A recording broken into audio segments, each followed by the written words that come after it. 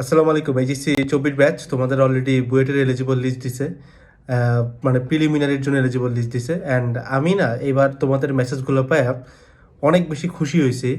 কারণ বিশ্বাস করো 24 ব্যাচকে আমরা মনে হয় কম বেশি এডটেকের সবাই বাজে করে কথা বলছে, অনেক কিছু বলছি।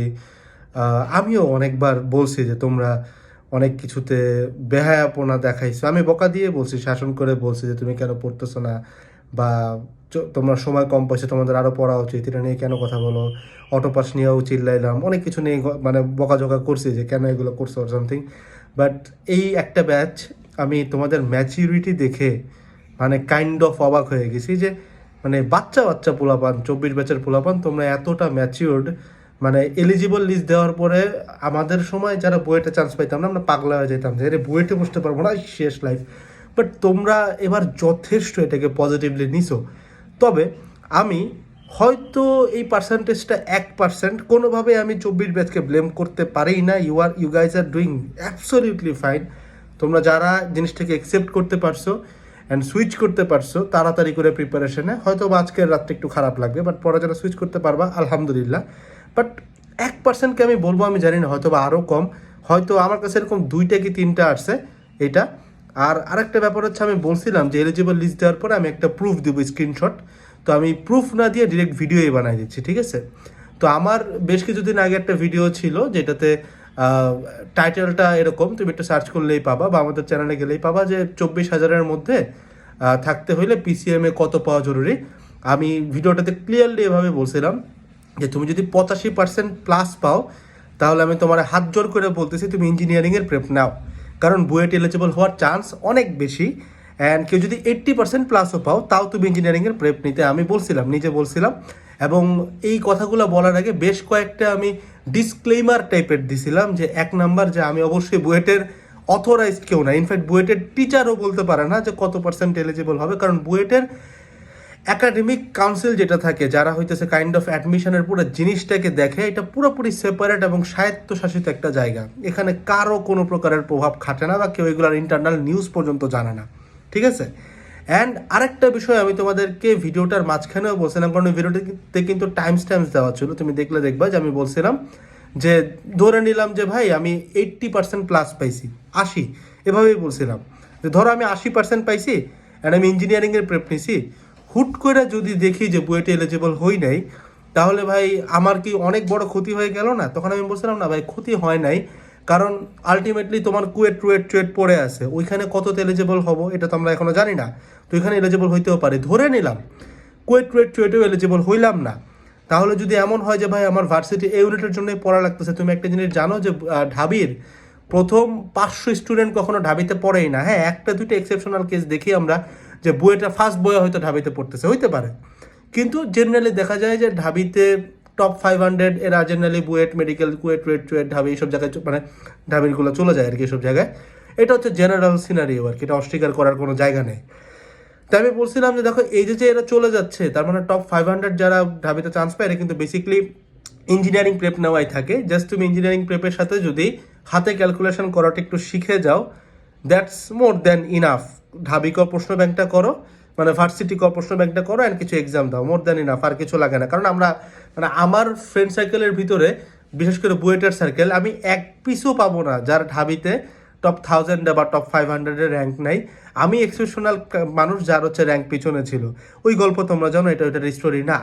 কিন্তু এই যে বললাম যে একটা বা দুইটা মানুষের ইয়ার তোমাদের দেখলে আমার করোনা লাগে, কারণ তুমি তোমার ব্যাচের অন্যান্য স্টুডেন্টগুলোর দিকে তাকাও, how much matured they are, how do they think. তোমরা কি করলা, মানে আমি আমার পর্যন্ত আমার ব্যক্তিগত নাম্বারেই 2টার মতো টেক্সট আসছে, যেটা দেখে আমি খুবই মানে কষ্ট পাইছি। কাজ মানে এইভাবে বলাটা ঠিক না। তোমরা এইভাবে আমাকে বলছো যে কই ভাই, আপনি তো বলছিলেন যে 85% হয়ে যাবে, এবার তো বুয়েটে প্রায় 89%, 90% লাগলো, আপনি এই কথাটা কেন বলছেন? আপনি এটা কিভাবে বললেন? আপনি তো ভাই কোর্স বেচতে চাইছেন, আপনি তো ভাই চাইছেন আপনার বেশি স্টুডেন্ট হোক।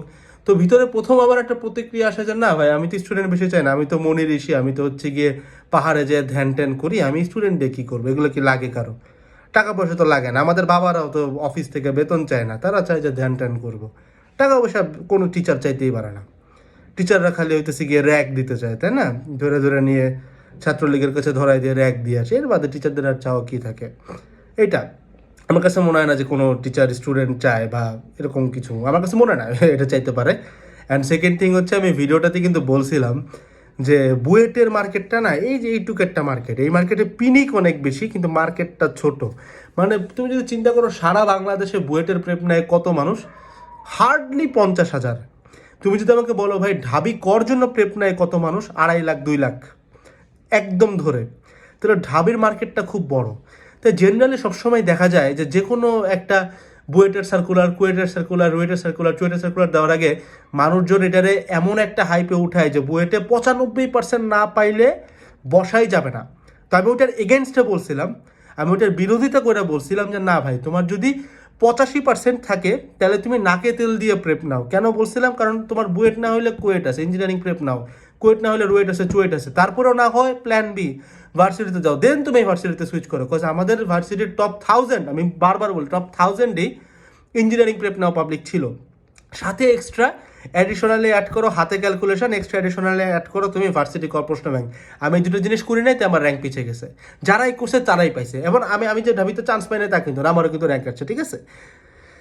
এখন এই পাবলিকগুলা ওই ভিডিওটা দেখছে, বাট ওইখান থেকে জাস্ট পিক করছে। আমি কিন্তু বারবার বলতেছি এই ভিডিওটা আমার বানাইতেও লজ্জা লাগতেছে, জাস্ট দুইজন একজনকে নিয়ে বানাইতেছি, লজ্জা লাগতেছে আমার। কারণ তোমরা, আমি এই ম্যাচুরিটিটা তোমাদের কাছ থেকে এক্সপেক্ট করি নাই।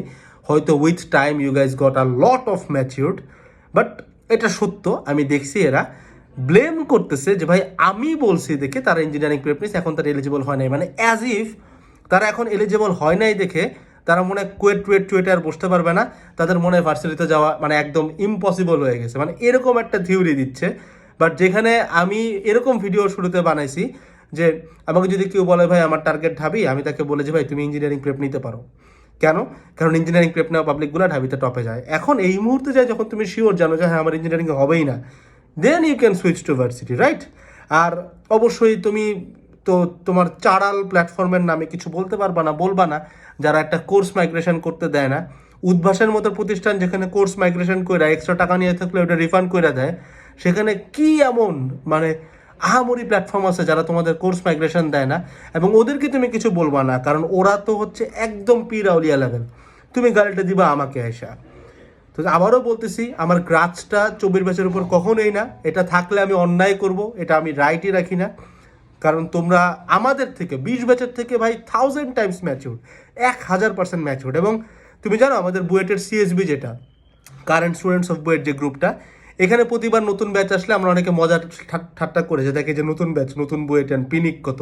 আমি না গ্যারান্টি দিয়ে বলতে পারি 24 ব্যাচের পোলাপান বুয়েট, ঢাবে, মেডিকেল যেখানে যাক না কেন এরকম ম্যাচিউর্ড একটা ব্যাচ হবে। কারণ এরা অনেকবার ব্যাশিং দেখছে, অনেক দুঃখ দুর্দশার ভিতর দিয়ে গেছে, অনেক কিছু দিয়ে গেছে। সো এরা একটা পারফেক্ট হিউম্যান বিইং হিসেবে গেছে। আমাদের যে ম্যাচুরিটি 2-2-তে আসছে, মানে ধরো সেকেন্ড ইয়ার সেকেন্ড সেমিস্টারে আসছে, তোমরা সেই ম্যাচুরিটি এখন হোল্ড করো। So thank you so much guys, যে তোমরা, এটা আমার বলার কিছু নেই, তোমরা অনেক দূর যাবা ইনশাল্লাহ। বাট তোমাদের আশপাশে যেসব বন্ধু বান্ধব এই ধরনের চিন্তা ভাবনা করে যে তমুক ভাই বলছিল, যেখানে ভাই বলে দিছে যে ভাই আম নোবডি অফিসিয়াল, জাস্ট একটা গেস করতেছি।